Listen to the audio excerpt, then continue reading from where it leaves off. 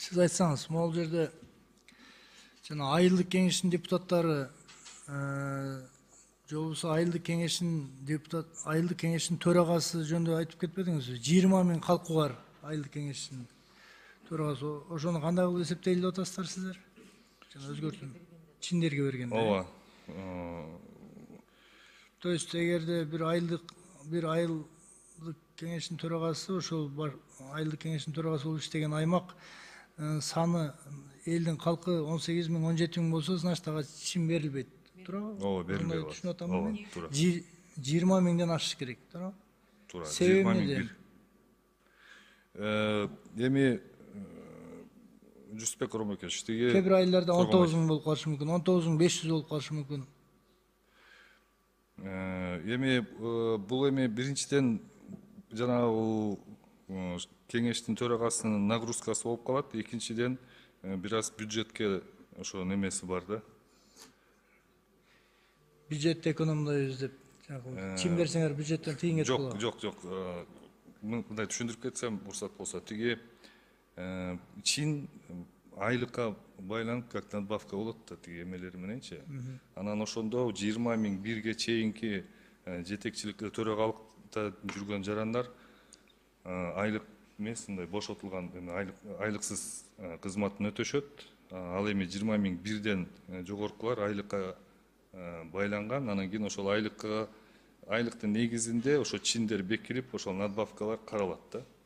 Эгерде айлыгы жок жетекчиге чинди байлаш, бул бир аз эме болуп калат да. Айлыкты албаса, чинди албаса, жөн эле курук значок тагып алып жүрүш экен да, так получается. Эми өкүлчүлүк кылып депутат катары, төрага катары эл үчүн кызматын сессия өткөргөн сайын администрациясы бар. Председателиңиз сөз алсаңыз. Коомдук башталышта иштеп аткан кеңештердин төрагалары, алар ар бир өткөн сессияда ушул аткаруу органдын айлык өкмөттүн ошол бир кварталда бир сессия өткөрсө, ошонун маянасын алат. Маянасын алат. Коомдук башталышта иштеп аткан айтып койсоңуздар, ато айлыкты албаса, чинди албаса, анан эмне кызыкчылык да? Жалаң гана анда патриотторду гана алып барышыбыз керек. Экинчи маселе, мына республикалык маанидеги Ош жана Бишкек шаары бар.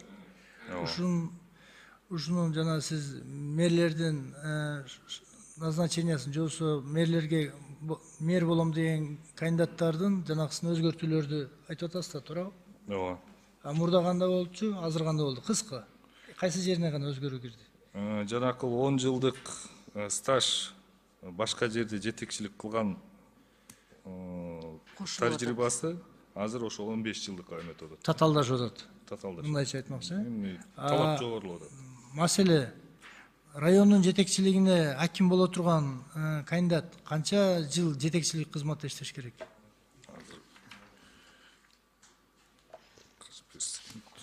Эми убактыңызды албай эле кой, мен билгенден 3 жыл, туурабы? 3 жыл туура. 3 жыл. Тактап. Азыркы кез Жок, 5 жыл. 5 жылбы?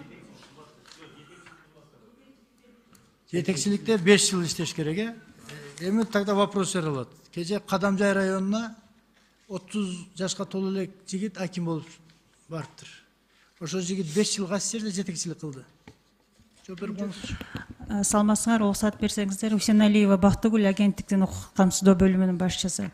Акимдер боюнча квалификациялык талаптарды айтканда, бул мыйзамда белгиленгенде, бул мамлекеттик же муниципалдык кызматта жалпысынан 7 жыл, анын ичинен 5 жыл жетекчилик кызмат болуш керек, же болбосо башка жетекчилик чөйрөдө 7 жыл стажы болуш керек. Эгер ушул акимдин 30 жашка толуу элек акимдин жетекчилик кызмат стажы 7 жыл болсо, мисалга алсак университетти бүткөндө 22 жашында бүтсө, 30 жашка чейин бул жигит значит 7 жыл башка чөйрөдө жетекчилик кызматты ээлеген. Ошол себептен бул квалификациялык талаптарга туура келип, иш стажы жетекчилик кызматка туура келип. Сиз жооп бере аласыз, аты жөнүңүз ким? Усеналиева Бактыгүл. Бактыгүл айым. 22 жашта университетти бүтсө, сразу университетти бүтөрү менен жетекчилик кызматка барып турдагы азыр аким болуп калды. Так получается? мыйзамда жазылганда бул башка чөйрөдө жетекчилик кызмат деген бул ошол эле бир жоопкерчилиги чектелген коомду ачып алышып, ошол жерде директор же директордун орун басары болуп иштеп келсе, ошолда эсепке алынат. эсептелинет, эсепке Ошонун алынат. директор болсо анда маселе жок. Анан мамлекеттик жетекчилик кызматта десе анда кичине чындыкка дал келбей калып атат. Ооба. Анткени бул жерде же болбосо деген ченем бар да, бул мамлекеттик же муниципалдык кызматта 7 жыл, анын ичинен 5 жыл жетекчилик кызматта, же болбосо башка жетекчилик чөйрөдө 7 жыл деген. Мен бул Кадамжай район акимин как мисал катары айттым. Мисалчы, жана 30 жаштагы, 29 жаштагы кээ бир жигиттер жетекчи болуп атпайбы? Килтеген райондорго.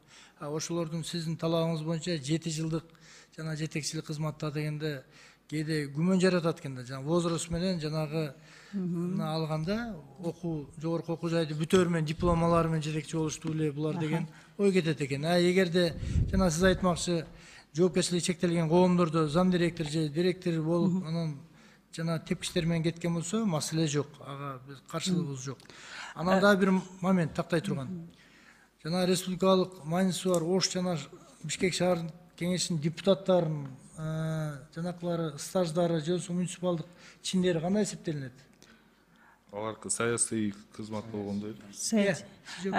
Депутаттар уруксат берсең. Ош шаарынын жана Бишкек шаардык кеңешинин депутаттары. Негизи эле депутаттар, жергиликтүү кеңештин депутаттары, бул ошол эле айылдык кеңеш, шаардык кеңештердин депутаттары бул саясий кызматордо болуп эсептелет, реестрге ылайык.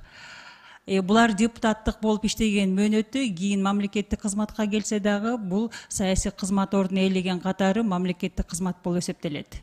То есть стаждары Эсептелет. Айылдык кеңеш, Ош шаардык кеңешинин депутаты айырмасы жок. Айырмасы жок. Бул 2014 жылы июнь айында Өмүрбек Чиркешев аркылуу демилгеленген мыйзамда ушул өзгөртүү киргизилип, ошондон бери депутаттык кызмат ишмердүүлүк бул мамлекеттик муниципалдык кызмат болуп эсептелип келет.